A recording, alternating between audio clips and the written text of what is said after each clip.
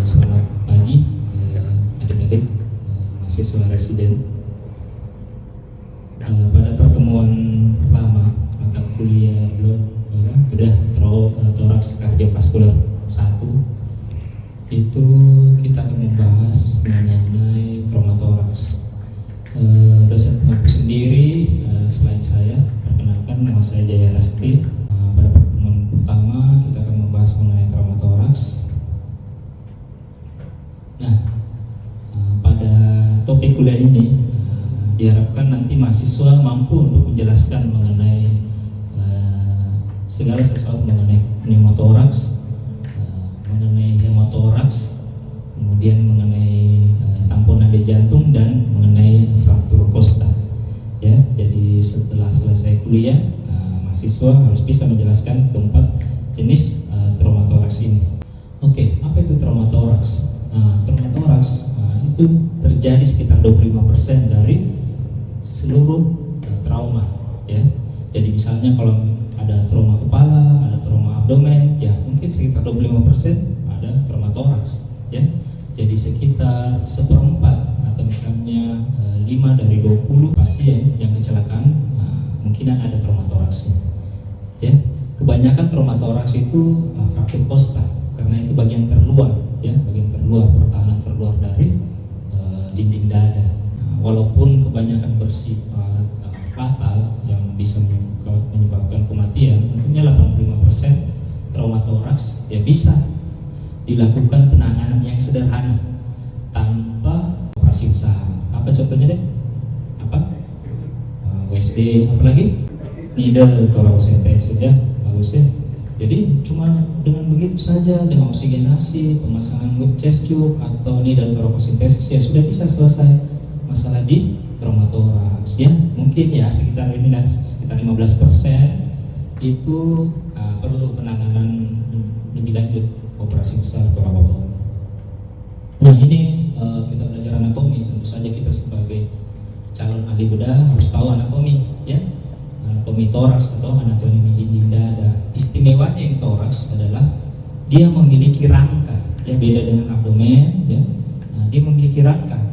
Jadi memang diciptakan Tuhan itu ada pelindungnya, ya. Di dalam toraks terdiri dari banyak organ-organ penting, ya, organ-organ yang bersifat vital, ya, jantung, apalagi paru-paru, apalagi itu yang biru apa? Vena besar, arteri besar, ya. Jadi di dalam toraks itu banyak organ-organ penting. Belum lagi saluran cerna, apa? Esofagus, apalagi trakea, saluran nafas, ya. Jadi semua penting. Mulai dari sistem respirasi, sistem kardiovaskular, ya, sistem digestif itu ada lewat di toraks, ya. Makanya Tuhan ciptakan ada rangkanya, ada pelindungnya. Coba kalau misalnya tidak ada rangkanya, tidak ada tulang kosta, ya, begitu kecelakaan sedikit, wah, langsung henti jantung, ya, langsung paru-parunya hancur, ya. Nah, makanya ada kosta atau tulang iga dan ditambah dengan sternum, ya. Oke, ini patofisiologi dari traumatoraks, ya. Kalau misalnya ada traumatoraks, mungkin ada gangguan pernafasan, mekanisme pernafasan, ya. Mungkin misalnya fraktur kosta yang banyak bisa terganggu pernafasannya, paru-parunya yang memar, ya, atau kontusio terganggu pernafasannya, ya. Nah, mungkin, ya. Kemudian akibat dari gangguan pernafasan atau adanya luka misalnya pada paru itu mengakibatkan ada disrupsi antara ventilasi dan perfusi, ya. Kita ada oksigen masuk tapi tidak bisa masuk ke dalam darah, ya. Nah, pada kasus-kasus kontusio ya mungkin dia bernafas, ya, tapi oksigen yang masuk ke paru-paru tidak bisa melakukan perfusi masuk ke dalam darah, ya, karena mungkin alveolinya terendam oleh darah, jadi tidak tembus, ya. Jadi ya walaupun oksigennya ada, kita kasih oksigen tapi tidak bisa dipakai, ya, karena tidak bisa masuk ke dalam darah. Nah, akibat gangguan ventilasi perfusi, ya, ini terjadi abnormalitas dari pertukaran gas yang ada di membran alveolar, ya. Nah, ini lama-lama, memang kalau misalnya 1 kali 1 menit ya tidak ada masalah, tapi kan orang bernafas sekitar 16 kali, 20 kali 1 menit, ya, kemudian per jam, apalagi hitungannya hari, itu lama-lama ya hipoksia, ya, oksigen tidak masuk dalam darah, ya kekurangan oksigen di jaringan, ya. Kemudian kekurangan oksigen jaringan bisa jadi hipoperfusi jaringan dan ujung-ujungnya organ failure, ya, organ failure. Oke. Bagaimana secara umum penata laksanaan dari traumatoraks? Ya, secara umum sih gampang. Prinsipnya seperti ATLS, ya. A, B, C, ingat ya, kecap A, B, C, airway, breathing dan sirkulasi, ya. Kembalikan jalan nafasnya, jalan nafas harus paten, ya, jalan nafas harus paten. Yang kedua, setelah jalan nafas paten, ya, bagaimana proses breathing yang adekuat, ya, bagaimana oksigen bisa masuk ke dalam paru-paru secara cukup, ya, ventilasi yang bagus. Yang ketiga, stabilisasi dari sistem kardiovaskuler, darah yang mengalir itu harus cukup, darah yang mengantar oksigen ke jaringan harus cukup, ya. Jadi prinsip secara keseluruhan trauma, terutama traumatoraks, ya kayak airway, breathing dan sirkulasi. Nah, tipe traumatoraks, nah bukan cuma traumatoraks, ya, trauma kepala, trauma abdomen, trauma ekstremitas, ya, pada dasarnya dibagi dua, ya. Ada yang penetrating, ya, ada yang blunt, ya, yang luka tembus, ya, dan luka tumpul, ya, trauma tumpul. Oke, contohnya apa ya? Luka tembus apa? Ada yang tahu? Busur, luka busur banyak di sini, ya, di Makassar, ya, luka busur. Apa lagi? Ketika, apa lagi? Itu luka tembak. Kalau di Amerika atau di luar negeri itu kan, ya, lebih banyak tembak daripada busur, ya. Repot dia buat busur mungkin, ya. Kemudian kalau luka trauma tumpul, apa contohnya? Apa? Kecelakaan, apalagi? Jatuh dari ketinggian, ya. Itu contoh trauma tumpul, ya. Mekanismenya berbeda, ya. Kalau misalnya trauma tajam itu mekanismenya kerusakan dari luar ke dalam, ya. Oke, tapi kalau trauma tumpul, ya, bisa dari dalam ke luar. Oke. Ini harus diketahui, ya, oleh dokter bedah atau bahkan dokter umum, ya, kondisi-kondisi yang mengancam nyawa secara cepat. Ada yang immediately, yang segera cepat mengancam nyawa, dan ada yang potensial, kalau tidak diobati atau ditangani bisa mengancam nyawa. Ini, ya, ada obstruksi jalan nafas. Nah, itu tentu saja, ya, kalau misalnya obstruksi jalan nafas, itu bisa meninggal pasiennya. Coba kalau misalnya ada bakso tertelan di sini, bakso besar, dan hitungan 5 menit, 10 menit, meninggal, ya, meninggal obstruksi karena benda padat. Begitu kalau tenggelam, ya, hanyut di air, masuk cairan, ya, obstruksi karena benda cair, ya, hitungannya menit, ya, cepat sekali, ya. Kemudian tension pneumotoraks, ya. Kemudian ada massive pneumotoraks, ya, pneumotoraks yang jumlahnya banyak, ya, bisa mengakibatkan kematian secara cepat. Kemudian ada open pneumotoraks, ada flail chest, ya, dan ada cardiac tamponade. Ini secara cepat, hitungannya menit, ya, paling lama jam lah, 1 jam, 2 jam, dibiarkan, ya, meninggal juga pasti, ya. Nah, ada yang potensial life threatening, yang potensial mengancam nyawa, itu ada disrupsi aorta torasik, kemudian ada cedera pada tracheobronchial, kemudian cedera dari miokardial jantung, ada cedera diafragma, cedera esofagus, dan kontusio paru, ya. Jadi 6 ini, ya, tidak bisa juga dibiarkan. Oh, ada kontusio paru, jangan dibiarkan. Oh, ya, nggak apa-apa, pulang. Nggak bisa, ya. Harus kita observasi, kita lihat dengan baik, ya, observasi dengan baik. Kalau diperlukan harus ada tindakan, ya. Begitu juga cedera diafragma, tidak bisa. Oh, ada ruptur diafragma, dibiarkan pulang, tidak bisa lama-lama. Pasien sesak, ya, harus ditangani, walaupun proses menuju misalnya kematian itu tidak secepat yang 6 kondisi yang pertama, yang immediately. Nah, kita bahas satu-satu, ya. Pneumotoraks, apa itu pneumotoraks? Apa deh? Ada yang tahu? Akumulasi, itu ada tulisannya tuh, ya. Akumulasi udara di dalam kapung pleura. Jangan bilang rongga dada, ya. Rongga dada itu banyak sekali, rongga mediastinum juga ada, ya. Jadi di kapung pleura, ya, bukan di kapung mediastinum, ya. Jadi di kapung pleura, ya. Ada 3 jenis dari pneumotoraks yang secara umum kita bagi, yaitu simple pneumotoraks, open pneumotoraks, dan tension pneumotoraks, ya. Yang paling mendasari perbedaan antara simple dan pneumotoraks dan tension pneumotoraks apa deh? Tension yang ada gangguan hemodinamik, ya. Gak ada gangguan hemodinamik, ya tensinya turun, nadinya naik, jadi takikardi, saturasinya turun, ya pasti tension pneumotoraks, ya.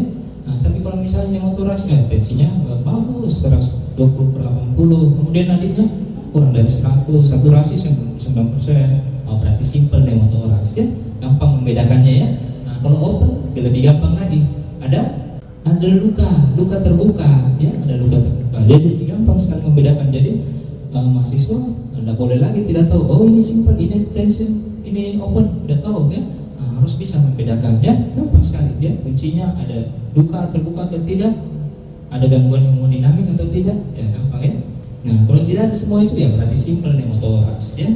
Gejala-gejala yang bisa dirasakan oleh pasien atau korban kecelakaan yang mengalami pneumotoraks itu mulai dari dyspnea, ya, atau sesak, kemudian takikardi, ya, takikardi, kemudian pada tension bisa mengakibatkan peningkatan tekanan vena jugular, ya, kemudian ada deviasi trakea, ya. Pada simple atau pada tension, kalau kita lakukan pemeriksaan fisik, ya, gerak dadanya, kok yang satu tertinggal, ya. Walaupun pada simple pneumotoraks belum tentu kelihatan jelas, ya. Yang kelihatan itu pada tension pneumotoraks pasti kelihatan. Satunya itu tidak bergerak, bahkan bulging. Ya, nanti kita bahas di slide berikutnya. Ya, penata laksananya beda-beda. Ya, beda-beda. Mungkin sedikit perbedaan antara tension dan open.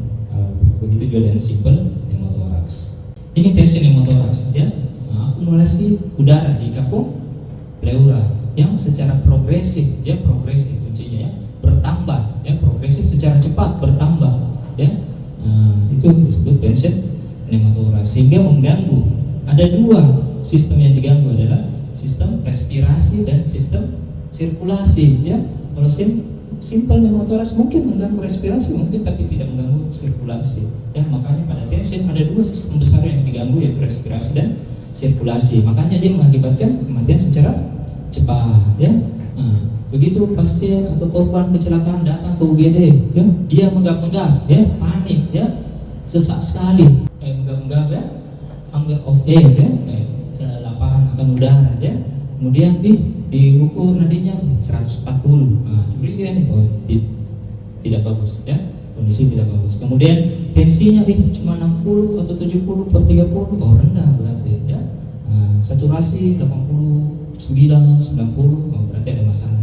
Ya, kita lakukan pemeriksaan fisik, ternyata gerak dada tidak simetris, ada peningkatan vena jugular, tekanan vena jugular, kemudian diraba di sini trakeanya kok agak terdorong, tidak di tengah lagi. Nah, terjadi deviasi trakea, ya. Nah, dilakukan perkusi, apa hasilnya? Hipersonal, ya, hipersonal. Kemudian dilakukan auskultasi, ya, belum, suara nafas tidak kedengaran sama sekali. Kalau ada itu, atau sebagian besar ada, nah, kita temukan, harus yakin bahwa itu adalah tension pneumotoraks. Jangan pikirkan yang lain, ya. Nah, jangan pikirkan, ya.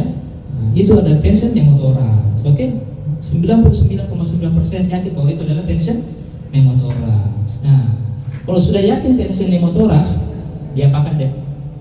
Needle torakosintesis, ya, pintar. Jadi kita lakukan needle torakosintesis dengan menggunakan jarum abuket nomor berapa? 14. Nah, kalau ada 14 ya lebih bagus, ya. Kita lakukan needle torakosintesis menggunakan abuket nomor 14. Di mana posisinya?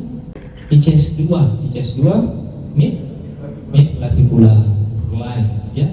Ya, jadi tengah dari clavicular, cari ICS 2. Nah, di situ dilakukan penusukan, ya. Keluarlah udara, ya, keluar udara kayak ban kempes, ya. Dipelkan. Nah, setelah itu diapakan? Dipeneliti, lakukan tes usah fototoraks, ya. Apa gunanya needle torakosintesis? Mengubah tension pneumotoraks jadi simple pneumotoraks, ya. Jadi sudah dilakukan needle torakosintesis, nah itu jadi simple, berarti nggak usah dipotong, simple pneumotoraks, ya. Nah, kalau simple pneumotoraks dilakukan gesture, oke. Kenapa bisa menimbulkan kematian? Nah, kenapa? Karena udara ini mendorong. Apa yang didorong? Apa yang didesak? Mediastinum. Apa yang terdesak? Vena vena cava, ya gampang sekali terkempet lah istilahnya ya. Tadinya begini kayak selang, dia terdesak jadi kempet, lembek sekali ke vena cava ya. Jadinya tidak ada darah yang masuk ke jantung, ya tidak ada darah. Kalau tidak ada darah yang masuk ke jantung, apa yang dipompa, ya jadinya tidak ada darah yang dipompa. Nah, jadi otak kekurangan darah, organ jantung sendiri kekurangan darah, organ-organ yang lain juga kekurangan darah, jadi cepat sekali meninggalnya, ya itu menit. Nah, ya jadi harus secara klinis, oke? Secara klinis di diagnosis, jangan dengan foto toraks. Ya ini kalau misalnya kebetulan ada di foto toraks beginilah hasilnya, ya, oke? Nah, ini yang dilakukan needle thoracosintesis di ICS 2 mid claviculae line, oke? Ya harus tahu semua dan harus berani melakukan needle thoracosintesis. Dokter bedah jangan takut ya, jangan takut. Ini kondisi yang emergency, ya. Oke, jangan takut salah. Oh tidak tahu ICS 2, ya udahlah ICS 3. Apa boleh buat, ya? Kalau tidak tahu ICS claviculae line, ya di lateral tidak apa-apa selama masih di rongga toraks, ya tidak apa-apa, itu masuk ke dalam needle thoracosintesis.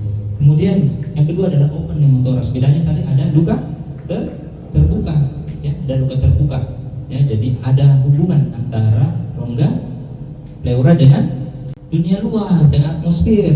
Normalnya kan tidak ada hubungan, beda kamar, ya rongga pleura dengan ini atmosfer, beda kamar. Jadi terjadi perbedaan tekanan, ya. Nah, kalau misalnya ada luka terbuka sama tekanannya antara rongga pleura dengan atmosfer, ya karena ada hubungan, kayak pintunya terbuka lah. Kalau pintu terbuka begitu ya berarti tekanan di ruangan ini sama dengan tekanan di luar itu. Jadi prinsipnya kalau ada didapatkan sucking wound, ya, jadi kayak luka yang mengisap, ya atau menyemburkan udara, ya, nah, itu namanya sucking wound. Ya itu pertama-tama kalau misalnya masih di luar rumah sakit atau pre-hospital bisa lakukan pemasangan dressing 3 sisi, ya ambil bahan yang kedap, kemudian bentuk segi 4, kemudian 3 sisinya di plaster ke luka, sedangkan ada 1 sisi yang terbuka. Dengan cara ini diharapkan udara bisa keluar, ya, tapi tidak bisa masuk, ya jadi udah akumulasi udara lama-lama berkurang, udara di dalam rongga pleura lama-lama berkurang, lama-lama habis. Kalau tidak begini bisa sebaliknya, mekanisme ventil. Kalau tidak ada dressing 3 sisi, ya udara bisa masuk, tidak bisa keluar. Nah, lama-lama jadi tension pneumothorax, ya. Jadi open pneumothorax bisa jadi tension pneumothorax. Kalau misalnya tiba di rumah sakit, diapakan? Chest tube, betul. Kemudian dilakukan debridement dan penutupan lukanya. Masa lukanya dibiarkan, ya? Nah, ditutup, ya. Nah, tapi chest tube dulu, ya, chest tube dulu, masuk chest tube, pas sambung WSD, kemudian lukanya ditutup. Oke, itu tadi open pneumothorax, ya. Kalau yang simple pneumothorax ya sudah tahu, ya. Lakukan diagnosis fototoraks, kalau terbukti fototoraks pasang chest tube. Nah, ini hematotoraks, ya. Apa pengertian hematotoraks? Apa? Ada darah dalam kafum pleura, ya. Nah, darahnya dari mana? Jelas dari pembuluh darah, ya. Nah, dari mana saja pembuluh darahnya? Intercostal artery. Bagus, apa lagi? Mammary artery. Dari mana lagi?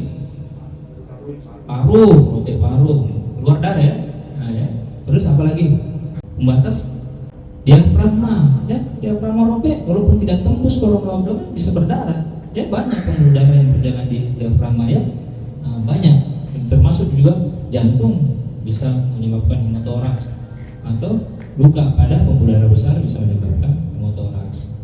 Nah, diagnostiknya diapakan, ya? Setelah pemeriksaan fisis, apa perbedaan pemeriksaan fisis pneumotoraks dengan pneumotoraks? Apa? Dari perkusi. Kalau hemotoraks redup, kalau pneumotoraks hiperpersonal. Itu perbedaannya, ya udah tahu. Nah, diagnostik kita lakukan fototoraks. Kalau misalnya ada gambaran radio opak, ya homogen, atau kalau posisi erect berdiri itu ada fluid atau sudut costophrenius yang tumpul, nah kita bisa curigai ada hemotoraks ya. Oke. Kalau misalnya ada hemotoraks dari pemeriksaan fisik, fototoraks, diapakan? Dilakukan chest tube ya. Dilakukan chest tube. Pemasangan chest tube. Kapan dilakukan torakotomi? Produksi inisial lebih dari 1.500 berdasarkan ATLS ya, atau 200 cc selama 2-4 jam berturut-turut ya berdasarkan ATLS. Kalau itu ada salah satunya ya harus dua-duanya ya. 1.500 inisial, nah, siapkan kamar operasi. Atau 200 cc 2-4 jam 200 cc 250 cc, berikutnya 300 cc, siapkan kamar operasi untuk operasi torakotomi. Kita lakukan operasi torakotomi untuk menghentikan perdarahan yang berlangsung ya. Oke. Nah, kardiak tamponade atau tamponade jantung ya, apa pengertiannya? Ada yang tahu? Ada akumulasi cairan dalam kahung perikard. Ini tandanya ada yang disebut dengan trias B. Apa saja? Pertama hipotensi, yang kedua suara jantung yang menjauh, bukan menghilang ya, menjauh. Kemudian ada distensi vena juguler ya. Selain itu ada nyeri dada, kemudian low voltage ya, pulsus paradoxus ya, kemudian urin output yang berkurang. Itu juga salah satu tanda dari adanya kardiak tamponade. Diapakan kalau ada itu? Diagnostiknya dulu diapakan untuk meyakinkan ya. Fototoraks, oh ada water bottle sign. Terus apa lagi? Fast echo ya, didapatkan ada cairan di kahung perikard. Dilakukan tindakan perikardiosintesis ya, perikardiosintesis. Emergency ini ya, ambil jarum kurang besar di titik leri mengarah kepada tips scapula di belakang, sampai diaspirasi, begitu keluar cairan, disitulah tempatnya ya. Oke. Kalau misalnya kondisinya di dalam rumah sakit yang cepat tersedia kamar operasi ya, bisa dilakukan perikardiotomi, dibuka ya di subsikoid ya, kemudian dievakuasi cairan. Oke, kita lanjut di fraktur costa ya, fraktur costa. Yang tadi apa pengertian dari flat chest? Ada yang tahu? Segmental. Berapa costa? Lebih dari 2.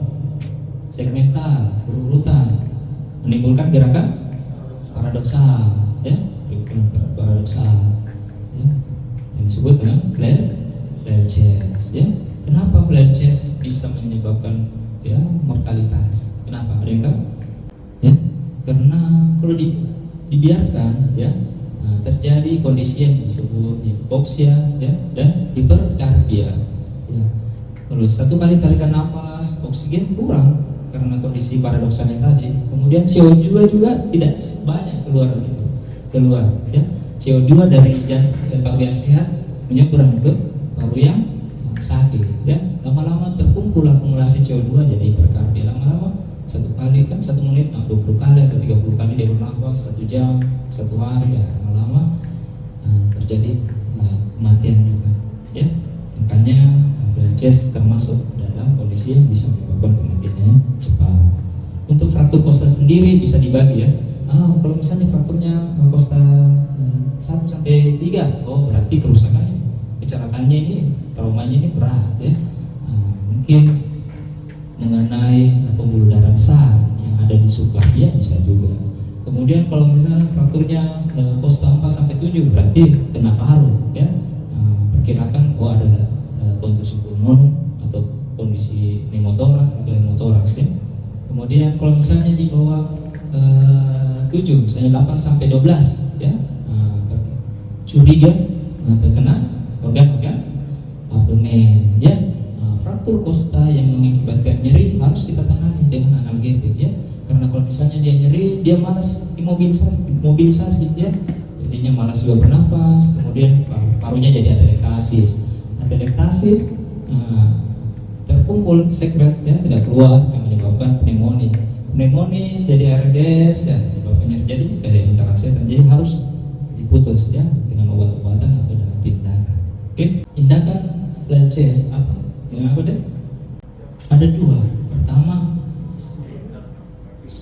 internal pneumatic stabilisasi namanya ya.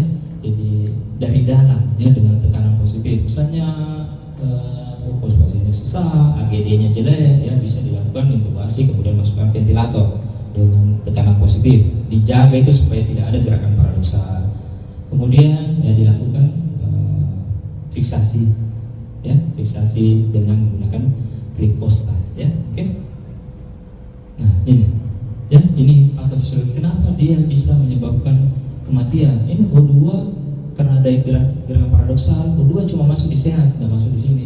Nah begitu ekspirasi, CO2 mestinya keluar, dia malah nyebrang ke paru yang sakit, ya. Paru yang sakit karena dia keluar, jadi kayak mengisap, mestinya keluar sini dia menyeberang ke sini, jadi terkumpul CO2 di sini, ya makanya lama-lama jadi hiperkarbia. Ya. Jadi ditangani dengan analgetik, kalau perlu intubasi tekanan positif dan dilakukan fiksasi Costa atau clipping Costa. Nah ini contohnya clipping fiksasi Costa ada macam-macam, ada pakai wire, ada pakai clip, ya terserah nanti mau menggunakan yang mana. Ya, jadi kesimpulannya tetap penanganan trauma toraks itu dengan prinsip ATLS, ya, airway, breathing dan sirkulasi. Kemudian banyak pasien-pasien atau korban yang mengalami multi trauma, ya jadi cari yang mana kondisi yang threatening itu diselesaikan dulu, ya.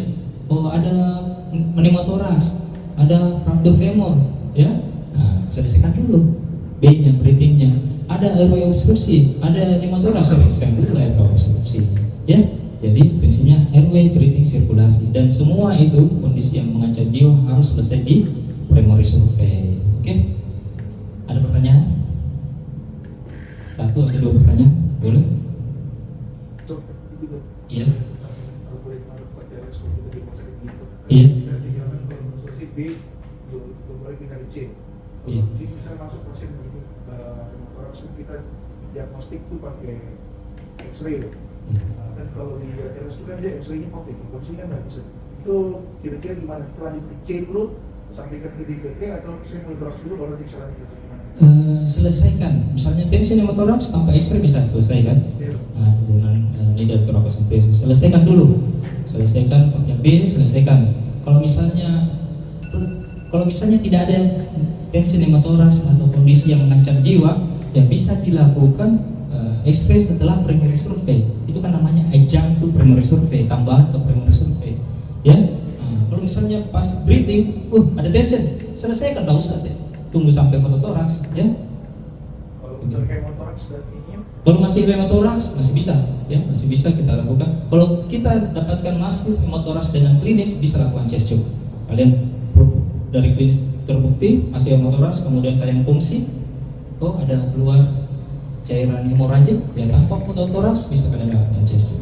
Tapi kalau misalnya saturasinya bagus, tekanan tensinya masih bagus, nadinya masih bagus, ya tidak apa-apa. Kalian tunggu selesaikan primary survey, kemudian fototoraks, kalian lakukan chest tube. Jadi bagus lagi kalau bersamaan. Ada lagi? tapi kalau untuk test itu yang kita tester itu gimana ya? Kalau plaster senang dada sebenarnya di ATLS sudah tidak dipakai. Tapi kalau untuk di daerah, ya kalau misalnya jauh perjalanan, ya bisa dilakukan plaster setengah lebih dari 2/3, ya. Jadi dari midline, misalnya kena di kiri, berarti midline di plaster sampai melewati vertebra, berarti 2/3 dilewati, ya. Gitu. Oke? Kalau tidak ada, jadi nanti selain kuliah akan ada juga diskusi, kemudian parade pasien, kemudian nanti kita bedside teaching di ruangan pasien, kemudian ujiannya nanti ada essay test, oral examination, ya, kemudian ada juga observasi tindakan chest tube dan needle thoracocentesis. Oke, terima kasih mahasiswa, teman-teman residen, semoga bermanfaat. Selamat pagi, assalamualaikum warahmatullahi wabarakatuh.